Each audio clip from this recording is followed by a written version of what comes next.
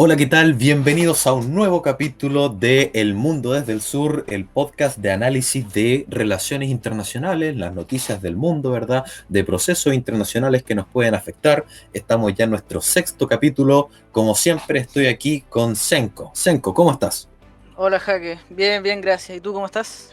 Yo estoy espectacular, un poco molesto porque siento que me están quitando mis libertades con todo esto de la pandemia, aunque espero que hablemos de esto en un próximo Ay, capítulo.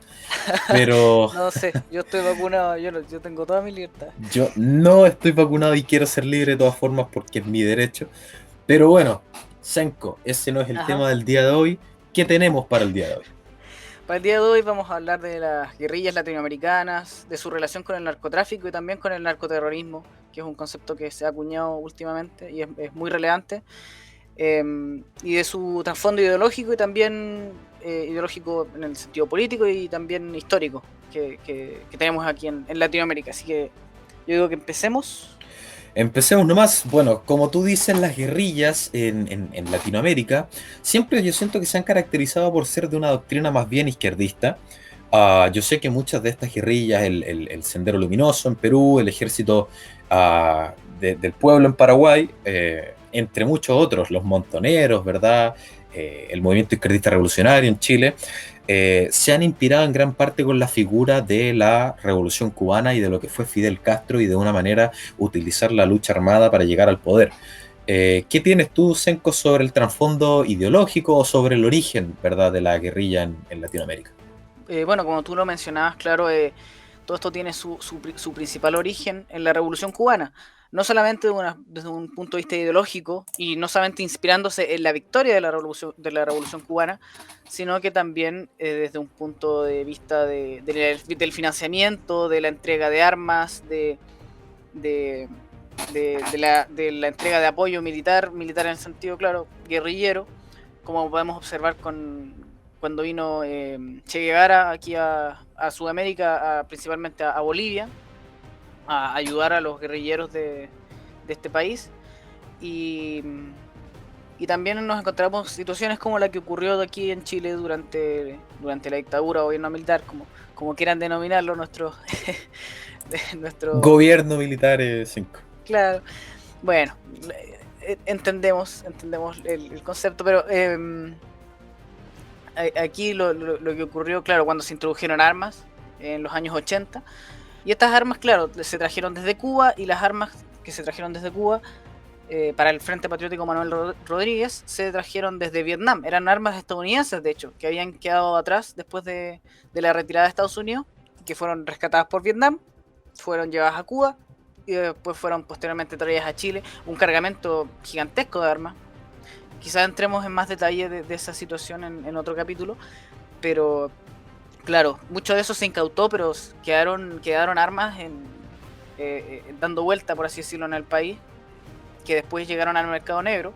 Y no es coincidencia, por lo menos para mí no es coincidencia que, por ejemplo, en el caso de Pablo Marchand, que ocurrió hace un mes más o menos aquí en Chile, se le había encontrado. ¿Quién es Pablo Marchand, por si la Ah, gente verdad, no claro, sabe? no necesariamente la gente lo sepa. Bueno, Pablo Marchand era un terrorista, abanderado de la causa mapuche, como lo llaman, mal llamada causa mapuche, que estaba haciendo un atentado de sabotaje en una forestal aquí en la región de la Araucanía, donde salió gravemente herido un trabajador de la forestal, y donde había algo de protección de los carabineros, pero eran dos carabineros que estaban en el lugar, eran, si no me equivoco, alrededor de 7 guerrilleros los que estaban atacando, y entre ellos Pablo Marchán, que estaba armado con un fusil, si no me equivoco, un M16, ¿cierto? Así es. Y este fusil M16 es precisamente el mismo tipo de fusil que se utilizó por Estados Unidos en Vietnam, y de los que fueron traídos en una alianza entre Cuba y el Frente Patriótico Manuel Rodríguez en los años 80.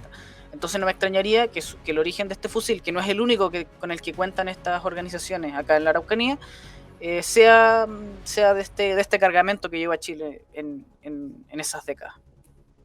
Claro, y bueno, tenemos entonces que estas son guerrillas.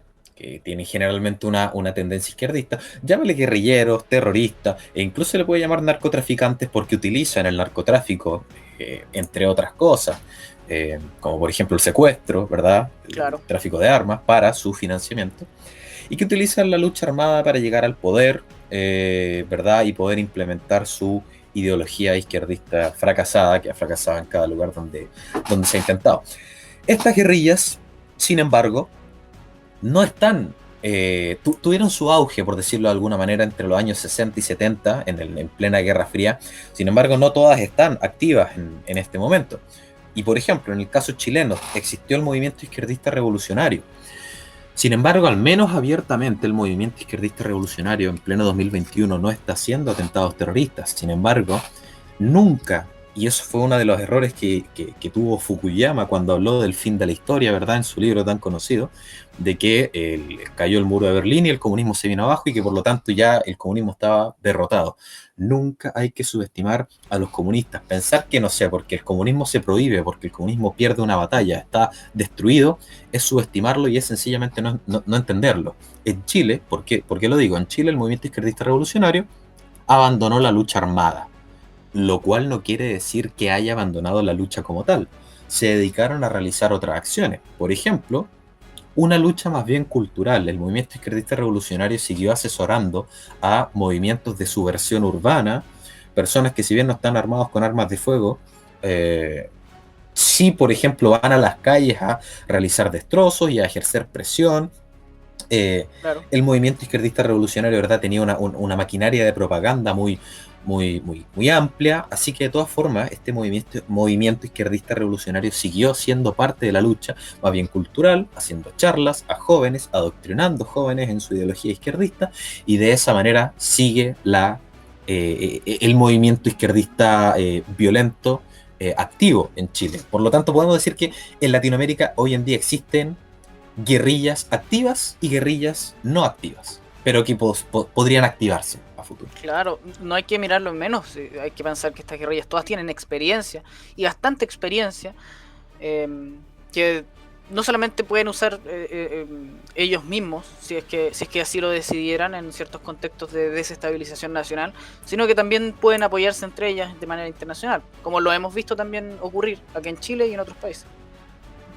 Claro, y hay que tener en cuenta, y por eso es uno de los motivos por los cuales quisimos hablar de este tema el día de hoy, que parecía también que la guerrilla se estaba apagando en Latinoamérica, muchos se apagaron, ¿verdad? Los montoneros en Argentina, que ya al menos oficialmente no existen, o el caso del movimiento izquierdista revolucionario en Chile, como ya lo nombré, pero existen otros que pareciera que se están reactivando, y está el tema de dos movimientos en específico de la FARC en Colombia, que verdad parecía que con este tratado de paz que se había firmado, iban a deponer las armas. De hecho se comprometieron Claro, a deponer la lucha armada, lo hicieron por un tiempo, se introdujeron en el poder político, se introdujeron en el parlamento, y cuando ya tenían parlamentarios de su ideología, volvieron a la lucha armada. Y también pareciera que está renaciendo la izquierda en Perú, con claro, el Sendero Luminoso, que retomó los ataques. En mayo de este año, el Sendero Luminoso fusiló a 14 personas.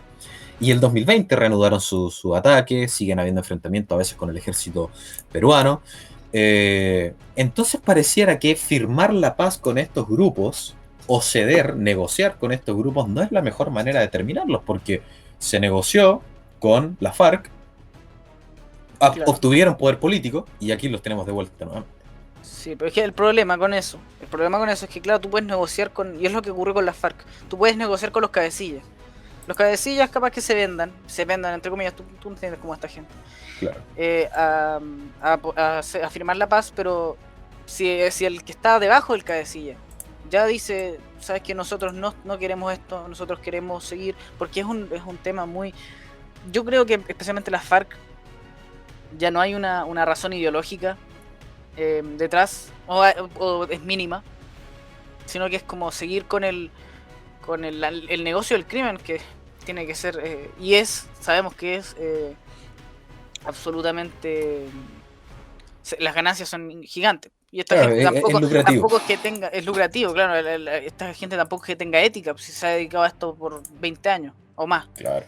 Entonces, y eso, como te digo, es lo que ocurrió con las FARC, que en realidad no es que se haya reactivado las FARC, sino que grupos que están relacionados a las FARC, que nacieron de las FARC y que se negaron a firmar esta paz, o que si bien la firmaron, pero después se desdijeron, están volviendo a funcionar, claro, en Colombia y también en la frontera con Venezuela, si no me equivoco.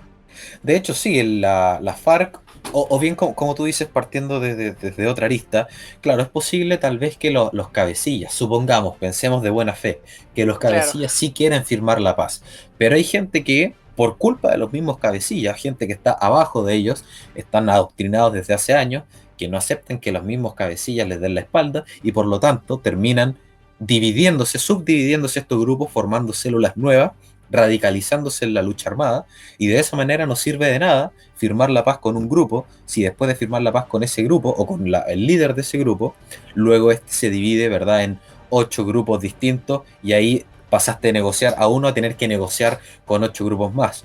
Aquí tengo una noticia de Deutsche Welle que dice en Colombia hubo 76 masacres con 292 asesinados en 2020, la cifra más alta desde el 2014. Se suponía, ¿verdad?, que esto se iba a terminar con la firma del Tratado de Paz en Colombia, y vemos que esto finalmente no pasó y que ahora hay grupos nuevos, y se supone que es uno de estos grupos nuevos que se estaría enfrentando, ¿verdad?, al ejército, colombiano.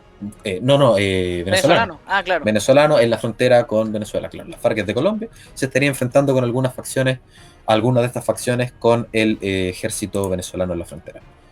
Yo, ojo, que tengo entendido, en base a noticias que hemos estado viendo por este tema, que el ejército venezolano ni siquiera se está enfrentando a todas las guerrillas que están ocurriendo dentro de su país, sino que solamente aquellas, porque me parece mucho que Nicolás Maduro tomó favoritismo, por así decirlo, por uno de los líderes de estas células nacidas de las FARC, que seguramente es un líder que, claro que es, si bien igual que todos los de las FARC, está guiado por el lucrar con el crimen, es seguramente una persona que sigue guiándose, a lo menos en alguna medida, por su ideología nacida del comunismo, nacida del marxismo-leninismo.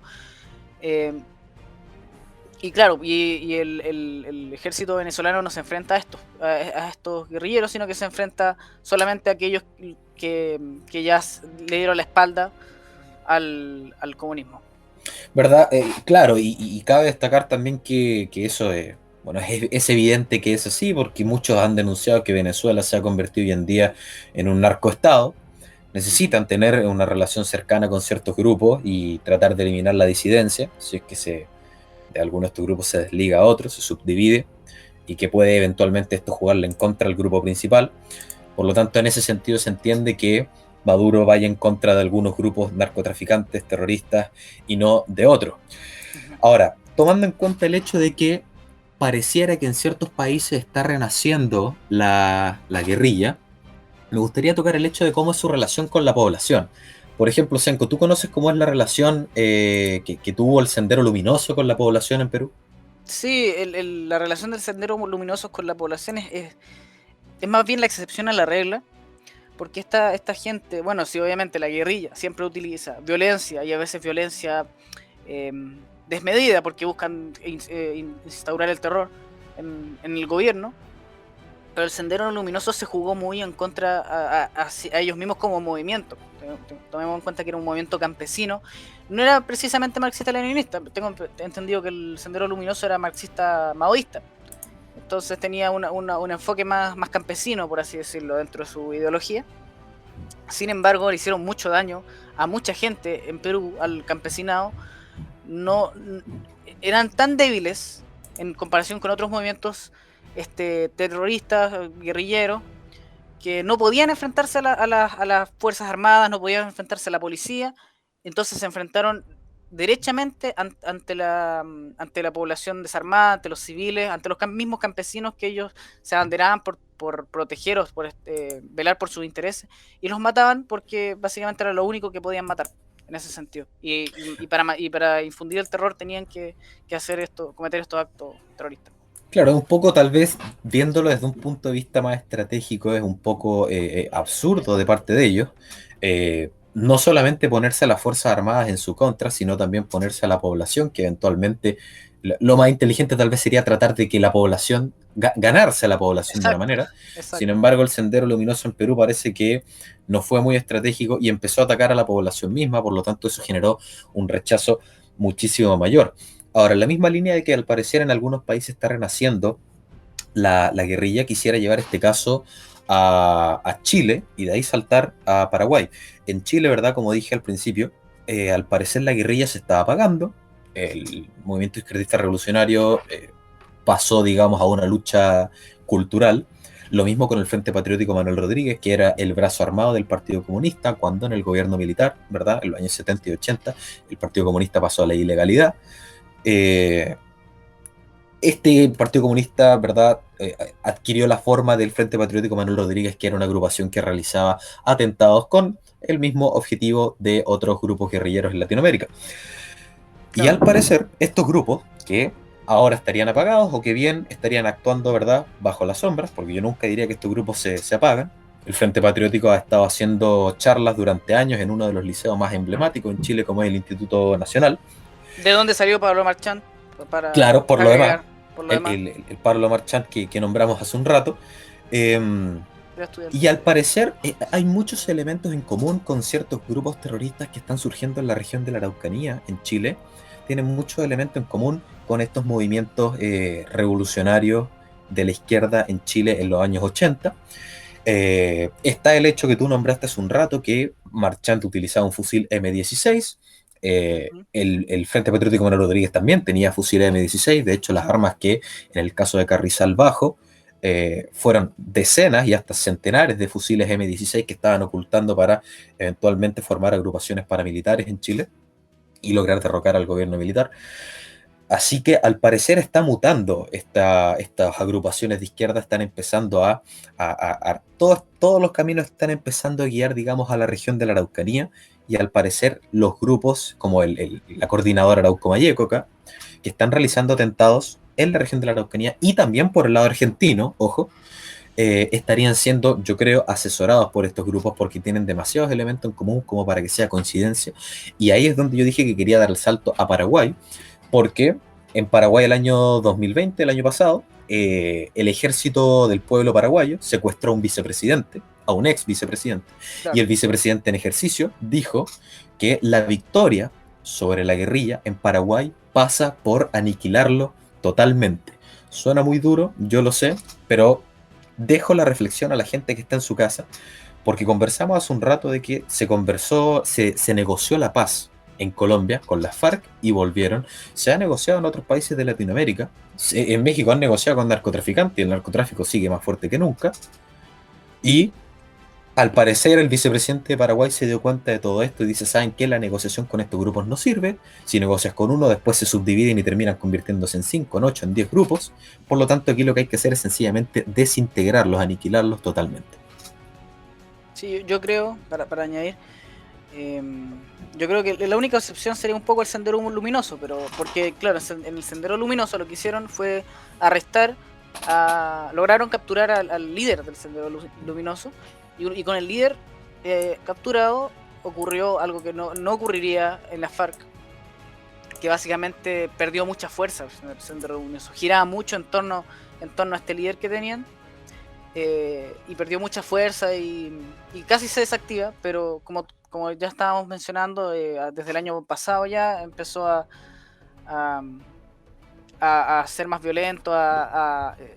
Tengo entendido que el Sendero Luminoso no es necesariamente narcotraficante, sino que se alía con narcotraficantes para el control de territorios en los que estos narcotraficantes pueden producir cocaína y transportarla.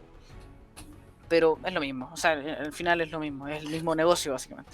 Claro, termina siendo exactamente lo mismo. De todas formas, en Perú el rechazo al sendero luminoso es bastante amplio.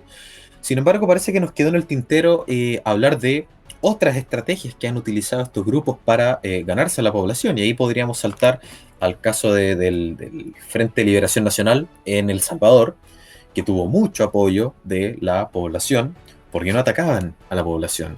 claro, eran gente de izquierda, pero ellos tenían su objetivo claro y por lo tanto la gente que compartía su línea política en el país tenía su apoyo. Y el hecho de que una agrupación terrorista tenga el apoyo de la población o tenga apoyo político, porque no Claro. olvidemos que estos grupos tienen relación con partidos políticos, les da cierto blindaje, hace que sea más difícil terminar con estos grupos, porque tienes a la población en contra y por lo tanto esos grupos terminan logrando lo que quieren, que es desestabilizar un país. Exactamente. Sí, hay varias situaciones, porque por ejemplo en Perú se está volviendo a la democracia cuando empezó el Sendero Luminoso, así que llegaron tarde a la fiesta, por así decirlo. Claro, En Colombia teníamos lo que podíamos ver como una democracia cerrada o bipartidista, pero en El Salvador ocurrió que, claro, que estaban en una dictadura. Entonces, a causa de esto, era mayor la probabilidad de que la gente apoyara, por lo menos viendo bajo la represión en la que ya vivían. claro. Entonces, era más fácil abanderarse, por lo menos, si ya estamos en dictadura, onda, ¿qué es lo peor que puede pasar? Para hacer un Claro. poco una parodia, además no están en buenas condiciones humanitarias, ni políticas, ni económicas, entonces, bueno, eso es un factor importante también, Claro, creo yo. y como tú dices, eh, pareciera que el Sendero Luminoso, ¿verdad? Llegó tarde a la fiesta. Hay grupos que comenzaron en contextos políticos distintos. Y ahí quisiera sacar un poco y volver a la región de la Araucanía en Chile, porque aquí estamos viviendo, ¿verdad?, en democracia. Sin embargo, estos grupos han tenido cierto apoyo de la población de las regiones donde no hay terrorismo, ¿verdad? Y de ciertos grupos políticos, porque aquí la excusa es el indigenismo, es una mezcla de terrorismo con ideología izquierdista, y es cosa de escuchar los discursos de Héctor Yaitul donde llama a abalanzarse contra el capital. Eh, Claro. y claro, aquí la excusa es distinta, aquí hay un tinte mucho más indigenista, mucho más de lucha épica, de que llevamos 500 años, ¿verdad? Resistiendo como pueblo mapuche, siendo que de un 100% de comunidades mapuches, el 97,2%, de acuerdo a un estudio de la Universidad Católica de Chile, la Diego Portales y la Universidad Académica de Humanismo Cristiano en Chile, el 97,2% de las comunidades mapuches en Chile no registran ningún hecho de violencia. Pero ellos utilizan esto, ¿verdad?, como una máscara, terminan creando un show y la gente termina apoyando a estos grupos terroristas y narcotraficantes bajo la excusa de que ellos están haciendo una lucha épica por Justa, mantener claro. su vida y sus tradiciones, y etcétera. Ambos sabemos de la épica de cuando Lautaro se enfrentó a los españoles con M16. Claramente. Claro. Ay, pero a ver, porque echemos un poco de agua fría a esta situación, creo yo, en el sentido de para comunicarnos un poco con nuestro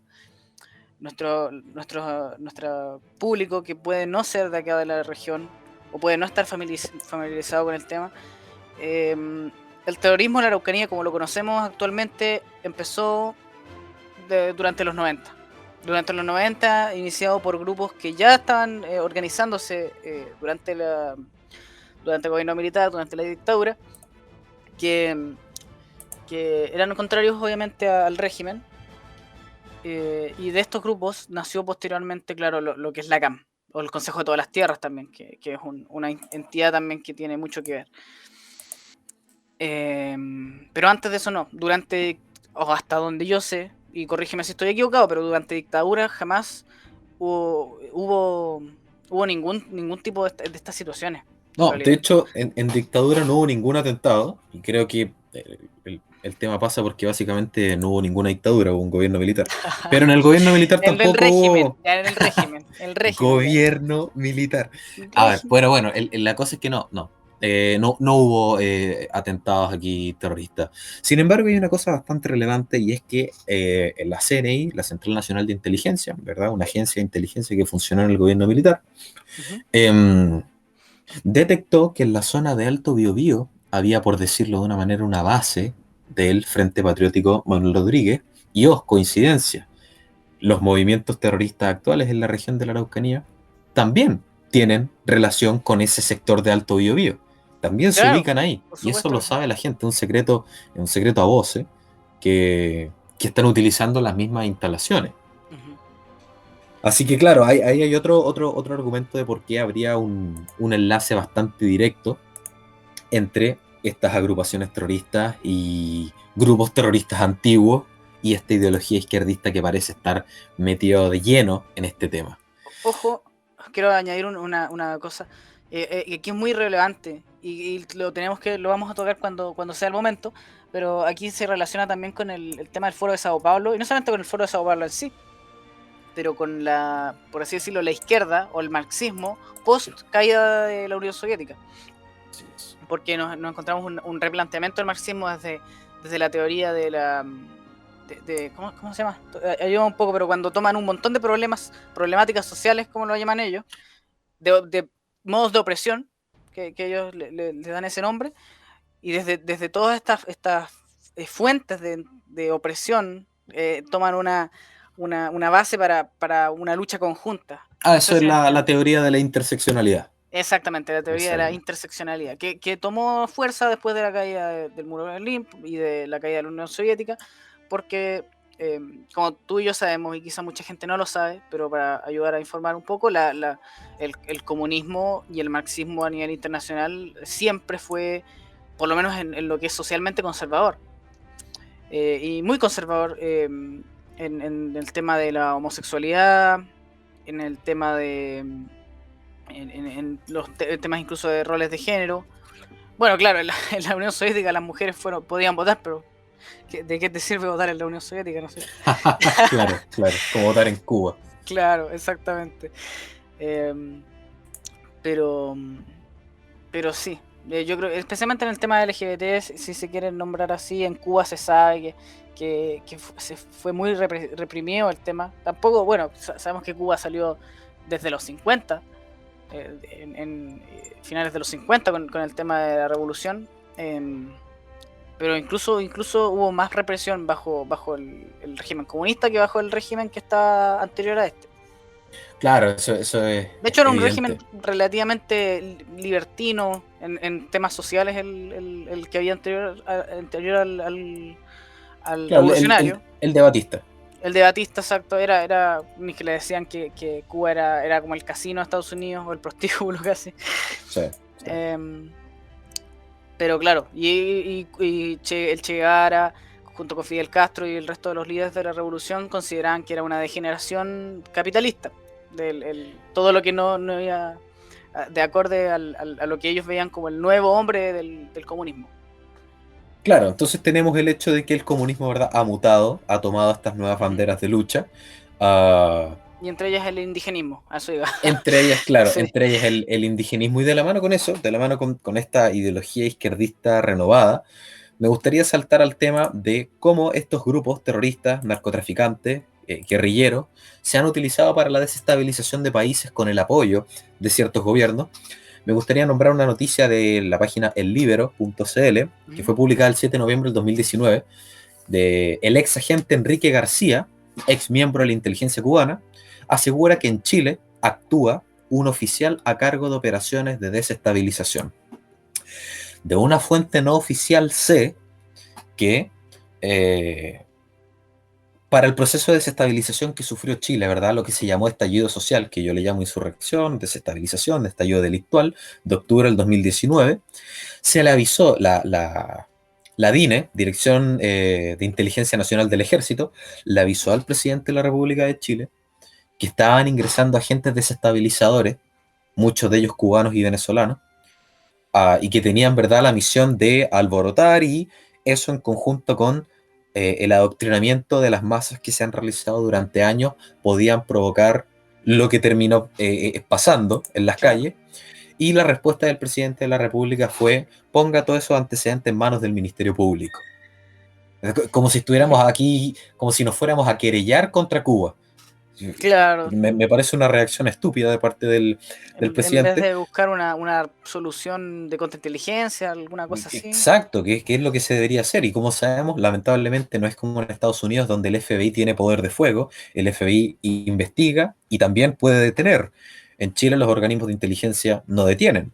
En Chile, Claro. por ejemplo, la ANI, la Agencia Nacional de Inteligencia, es un organismo consultivo. Le informa al presidente y el presidente ve si actúa o no. Y de esa manera la inteligencia pareciera no servir de nada, porque si el presidente decide, ¿sabe qué? No vamos a hacer nada, entonces ¿de qué nos sirve todo el servicio de inteligencia? Claro, Pero bueno, quería tomar este ejemplo, ¿verdad? Este oficial cubano, aquí está toda la noticia, ustedes la pueden buscar con el título que les dije, de cómo se supone que existe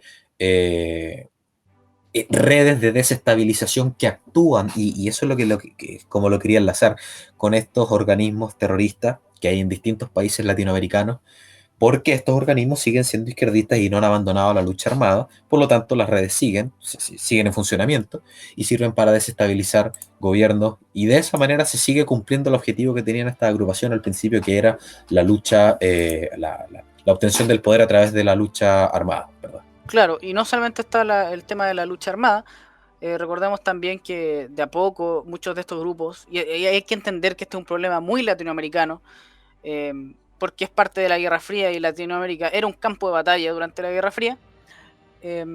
Pero claro, tenemos estos grupos que están activos, como en Colombia, como en ciertas partes de Venezuela, en Perú, y discutiblemente yo creo que así es el caso en Chile también, pero que hay otros grupos de un origen histórico similar que paulatinamente se han integrado al poder político, ya sea porque lo hayan conquistado en cierto momento, como en el tema, en el caso, por ejemplo, de Nicaragua o de El Salvador, o simplemente porque se lograron ciertos objetivos que les permitieron integrarse de nuevo en la política convencional, como podemos ver en Uruguay.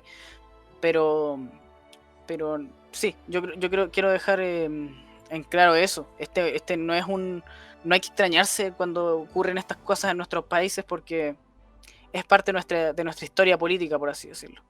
Claro, pero de la mano con no extrañarse, también cabe destacar que no hay que perder la capacidad de asombro, porque si nosotros vemos Ah, claro. este conflicto No hay como que algo así como que siempre ha existido, claro, no hay ah, que normalizarlo, como andan diciendo exacto, ahora. esto es algo Pero que está fuera de la ley, que es contrario, que se debe sí, eliminar. por supuesto. Por Eh, supuesto. no, dale, tú ibas a decir algo.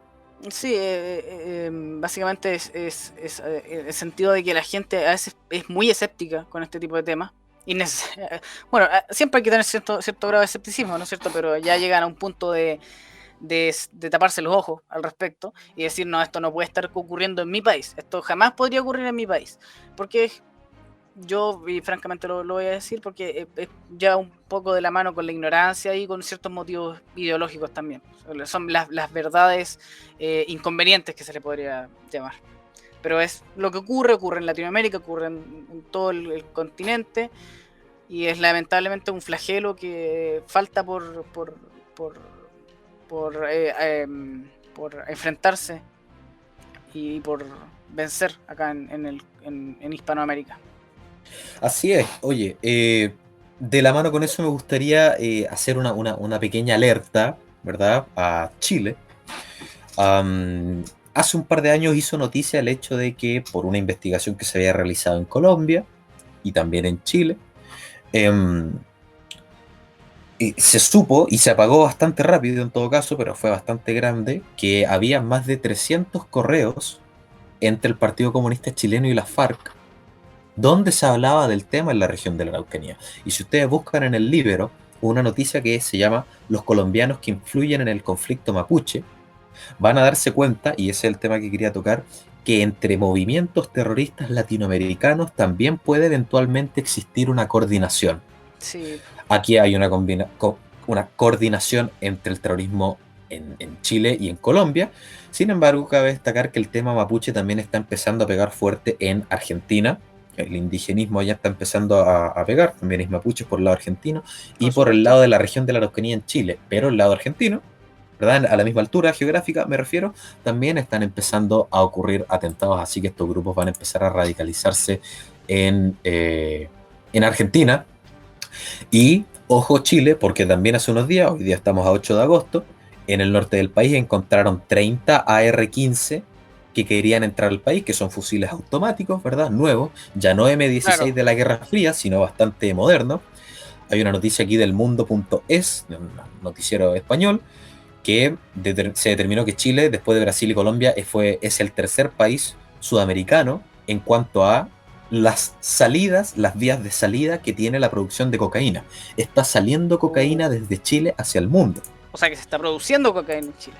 Se está Entonces, produciendo, pero también puede ser una vía una para vía salir, ¿verdad?, hacia el ah, Asia, desde Argentina, claro, claro, Pacífico, Asia también. Desde Pacífico. Bolivia, sí, también. Y ojo también porque está, y este también un detalle que quería hacer ver, el abogado Rodolfo Noriega, que es un tipo con pasado en el Sendero Luminoso, en Perú, que en Chile dirige la Coordinadora Nacional de Inmigrantes y que está utilizando a los inmigrantes, ¿verdad?, para ideologías izquierdistas, se está aprovechando de ellos y de sus necesidades y están utilizando la inmigración como arma política, aunque ya de esto hablamos en unos capítulos anteriores. Senko, para ir cerrando, porque ya al Ujú. parecer no nos queda tanto tiempo, en relación a estos mismos grupos guerrilleros, pareciera que en algunos países se están armando, o se han armado, porque ya tienen historia, lo que se llaman grupos de autodefensa. ¿Qué tienes de estos grupos? Bueno, estos grupos obviamente se han armado en el sentido de que los estados son muy, o no, no todos, pero muchos, especialmente en México, por ejemplo, son muy ineficientes en el enfrentar el terrorismo. A veces hay mucha corrupción entre medio. Eh, si no que me equivoco, un alcalde en México sucedió que el alcalde estaba en contacto con estos grupos narcotraficantes y básicamente por lo mismo no se avanzaba mucho en el progreso y los que terminaban pagando las cuentas y los platos rotos por este tremendo flagelo social era la población de esa localidad. Por lo mismo, y vuelvo a recalcar el ejemplo mexicano, un país muy corrupto, profundamente corrupto, y especialmente en temas de narcotráfico, es que la gente dejó de confiar en sus instituciones políticas, instituciones, por así decirlo, eh, del convencionales, bajo la ley, y decidieron armarse por su cuenta y proteger sus comunidades. Y esta gente tampoco es que busque pelea, entendamos eso, tampoco buscan erradicar el problema del narcotráfico en México. Lo único que quieren es estar un poco más tranquilos y tener una comunidad un poco más en paz porque saben que no pueden confiar en las instituciones a este punto por su corrupción. Claro, y hizo noticia en esa línea el 19 de julio del 2021. Aquí estoy viendo una noticia de RT. El grupo de autodefensa, un grupo de autodefensa nuevo en México, en Chiapas, que se llama El Machete, que ¿Ya? tiene un origen en agrupaciones indígenas, de comunidades indígenas en México, de los municipios de Panteló y de Chenaló, que hicieron noticias porque se conformaron, se levantaron, ¿verdad? Se armaron, se tomaron, por decirlo de una manera, un municipio, un pequeño pueblo, entraron a casas de algunas personas que ellos decían que eran narcotraficantes y que eran sicarios, entraron a casas del alcalde también, porque Ujú. lo consideraban cómplice, entraron a la municipalidad, al municipio, se tomaron este municipio y tenían estos rehenes. ¿Ya? Entonces, claro, a ver, es un tema bastante complejo. ¿Por qué? Sí, Porque por supuesto. uno puede decir, es bastante, es entendible que las personas tomen las armas, pero hay que tener cuidado también con cuando las personas toman las armas y terminan convirtiéndose en lo que ellos mismos quisieron En destruir. matones, Exacto. Y ahí en me gustaría tomar matonaje, el claro. tema de las autodefensas unidas de Colombia, donde ¿Ya? yo he visto al menos noticias de autodefensa, es en México y en Colombia, dos países marcados por el narcotráfico. Se supone que las Autodefensas Unidas de Colombia empezaron su proceso de desarme el año 2006, pero todavía se mantienen. ¿Y cuál fue el problema? Que en los años 70 y 80 el gobierno colombiano autorizó que los civiles crearan estos grupos de autodefensa para combatir a agrupaciones como las FARC y el terrorismo que estaba empezando a descontrolarse en áreas rurales en Colombia. ¿Y qué pasa? La FARC, la guerrilla, por decirlo de una manera, izquierdista, eh, acosaba, esto es todo un mundo criminal, esta Claro. guerrilla izquierdista acosaba narcotraficantes, le cobraba impuestos a los narcotraficantes. Por lo tanto, los narcotraficantes empezaron a pagarle a estas autodefensas, a estos civiles que se organizaban contra la FARC, para obtener su protección también. Y de esa manera estos grupos civiles empezaron a vincularse también con el narcotráfico. Por lo tanto, tenías narcotraficantes de izquierda, por un lado, ¿verdad? La FARC, con una ideología también política, Claro. y gente contrarios a ellos, pero narcotraficantes también. O sea, un poco una guerra o guerrilla política Claro, tenías una bajo el guerrilla, alero del narcotráfico. claro, y uno de estos sectores, las autodefensas, tenían cierto apoyo, ¿verdad?, del Estado. Entonces, se termina configurando un problema mayor. Y en Exacto. México, por este caso del grupo El Machete, este grupo de autodefensa, López Obrador, el presidente, dijo, no se puede aceptar justicia por propia mano, nadie puede hacer eso, es ilegal, no debe aceptarse, ¿verdad? Nadie debe armarse para enfrentar una supuesta situación de inseguridad. Y de inmediato Ah, yo pienso en la región de la Araucanía en claro. Chile. A ver, el gobierno no hace nada, no quiere hacer nada. El gobierno sabe dónde están todos los terroristas, cómo se financian, ¿Quiénes cómo obtienen son? sus camionetas, cuáles son las comunidades más peligrosas. Lo sabe, los servicios de inteligencia lo saben, los Sí, ya carabineros lo saben. tenemos un fugitivo. Sí, claro. Tenemos un fugitivo que ni siquiera pudo ser arrestado porque la PDI no pudo entrar a Temucuicui, a la No, no, tierra. y la cosa fue más ridícula todavía, porque ese fugitivo que tenemos acá en la región de la Araucanía estaba detenido. Y lo, Estaba y lo- detenido en un hospital, lo trataron de ir a liberar al hospital, no pudieron, lo trasladaron al cuartel general de la policía de investigaciones en Temuco. La Corte de Apelaciones, ¿verdad? El Poder Judicial dijo que esa detención era ilegal y ordenó que lo liberaran. Lo liberan el día lunes y hacen la ridiculez de dejarlo citado para el día jueves. El tipo se fue a meter a su comunidad, la comunidad más peligrosa, la comunidad indígena más mejor peligrosa, armada. mejor armada, ¿verdad? Y obviamente no se presentó, la fiscalía ordenó que lo fueran a buscar, la policía intentó ingresar y no pudo porque le respondieron con armas de guerra. Lo cual es bastante ridículo también porque todos saben que hay armas de guerra, por lo tanto la policía debió haber entrado preparada para eso. No decir, ¿sabe qué? No pudimos entrar porque no teníamos idea que nos iban a responder con balas. Claro, pues O sea, hubo una se ridiculez de sabe. parte de la policía y de parte del Poder Judicial. Y como dije al principio, el gobierno que sabe todo esto no hace nada. Y ahí volvemos al tema anterior. Si el gobierno no hace nada, y vemos el caso de López Obrador en México que condena que haya civiles que se estén armando contra estos grupos, entonces uno dice, bueno, ¿y qué es lo que hay que hacer? Si el gobierno no Claro, hace porque nada, la sí, gente no debe armarse, ¿qué hay que hacer? exacto, porque acá en Chile el gobierno no hace nada o casi nada. En México está todo tan corrupto que tampoco hay una acción real. ¿Y qué queda? ¿Esperar que estos grupos sigan aumentando su control territorial hasta llegar a nuestras casas?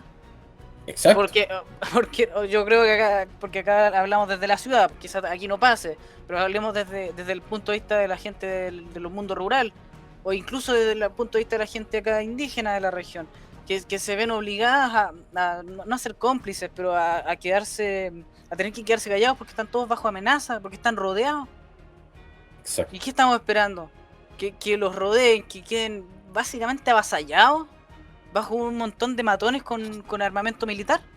No, Por lo tanto, existe cierta legitimidad de la gente, a ver, de la gente de bien que quiere defenderse, que quiere defender sus derechos, su propiedad, su integridad. Yo creo que tienen todo el derecho a armarse frente a estos grupos. En México hay actualmente más de 50 grupos de autodefensa. Existen en algunas ocasiones estos grupos, y es algo bien especial lo que ha pasado en México, estos grupos de autodefensa han pasado a constituir la policía municipal de algunos municipios de México. O sea, el Estado, digamos, como para institucionalizar estos grupos pero y mantenerlos a pues, su favor, ¿verdad? Y que se mantengan en la línea de luchar contra el narcotráfico, le dice, ¿sabe qué?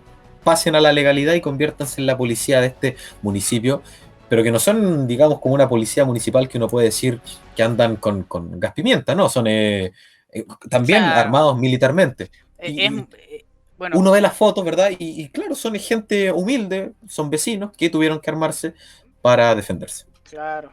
Sí, de hecho, yo he visto las fotos muchas de eso de armamento de casa, si no es, no hay tanto armamento militar en esta gente, es difícil buscar armas de forma legal en México, entonces claro, son armas antiguas, que no están hechas para, obviamente para el enfrentamiento guerrillero, son, como te digo, escopetas generalmente. Y Así bueno, es.